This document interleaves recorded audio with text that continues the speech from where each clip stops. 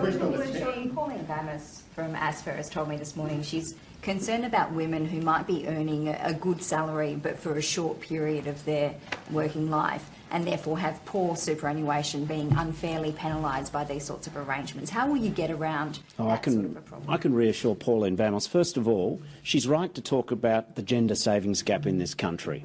And we're very committed to that, and we have flagged in our statement the more work needs to be done there. Women at the point of retirement have far less in their average account balances than men. And that's for a whole lot of reasons. It's from inequality in terms of pay.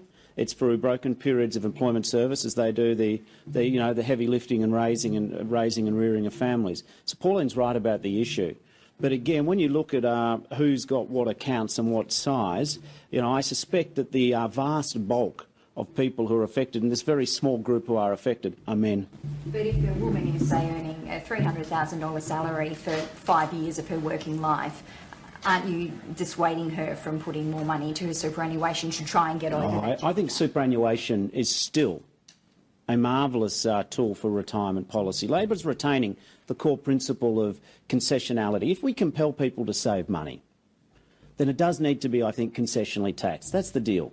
If we're asking Australians to potentially forego consumption for 10, 20, 30, 40 years, depending on their age, it should be concessionally taxed, and it still is.